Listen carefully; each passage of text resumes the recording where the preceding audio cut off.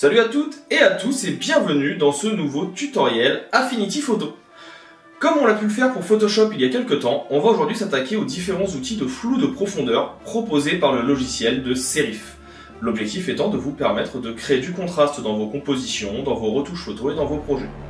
Si jamais vous avez des questions au cours de la formation, je serai disponible dans la section commentaires et ça sera avec plaisir que je viendrai vous aider. Et si jamais vous avez besoin, vous pouvez également me demander des formations spécifiques sur les logiciels Affinity Photo, Designer ou Publisher. Dans tous les cas, j'espère que la vidéo vous plaira. Si c'est le cas, vous pouvez liker, partager et vous abonner. Et moi je vous dis à tout de suite pour la vidéo. Lorsque l'on travaille de la retouche photo, on a parfois besoin de venir utiliser des outils de flou pour flouter l'arrière-plan et créer du contraste entre nos différents éléments. Pour ce faire, il existe plusieurs outils. Et dans Affinity Photo, vous avez toutes les options de flou qui sont disponibles. Deux endroits permettent de les trouver. Soit vous pouvez aller dans Filtre, vous pouvez aller ensuite dans Flou, et vous retrouvez ici un certain nombre de flous qui peuvent être utiles. Nous en avons trois qui vont nous intéresser.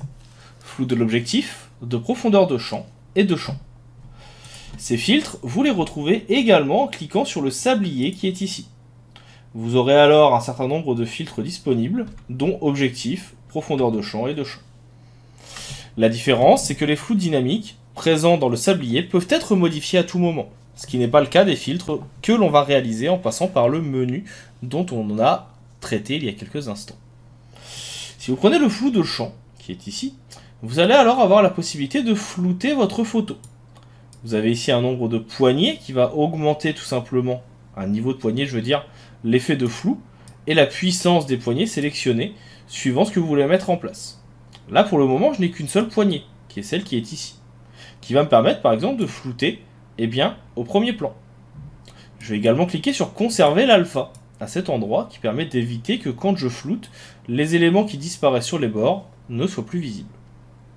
Par contre à tout moment je vais pouvoir venir cliquer pour mettre une nouvelle poignée et dire par exemple que sur cette poignée-ci, je souhaite avoir quelque chose qui soit net. Et je peux passer d'une poignée à l'autre en disant par exemple ici, je veux que tout soit flou, mais sur la poignée qui est à cet endroit, je veux que ce niveau de poignée, il ne soit pas pris en compte. Et donc ça permet d'avoir un niveau de flou global très important, mais pas sur notre élément central.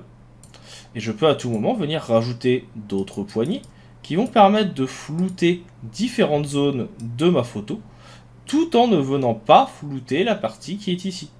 Donc là, c'est moi qui vais pouvoir venir sélectionner mes différentes poignées et ainsi venir augmenter leur niveau de flou de façon beaucoup plus précise. Vous pouvez bien sûr augmenter la puissance, comme c'est noté, des poignées qui sont sélectionnées pour que l'effet soit plus ou moins fort. Ça, c'est le premier effet de flou qui permet de localiser un petit peu tout ça. Je le trouve assez intéressant et c'est pour ça que je souhaitais vous le présenter. Vous avez dans un deuxième temps le flou de profondeur de champ. Lui, il va permettre de définir une zone, comprise ici dans notre cercle.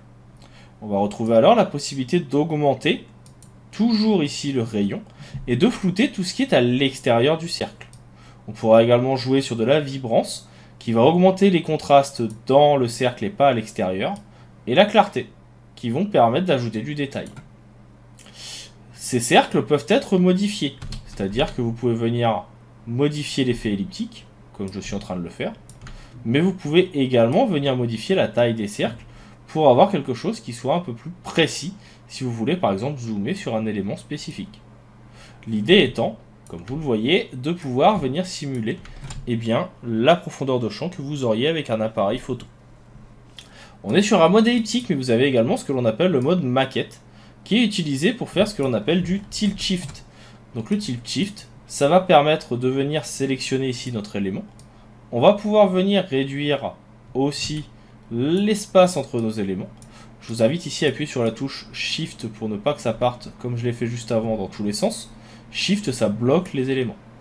Et donc là, vous pouvez venir définir les effets de flou et surtout les mettre plus ou moins forts autour de votre élément.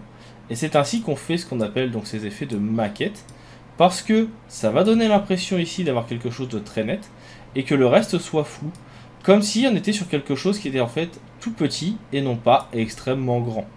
Et donc, ça permet un petit peu comme on viendrait prendre en photo des Playmobil, des Kennex ou autres, de créer cet effet de maquette.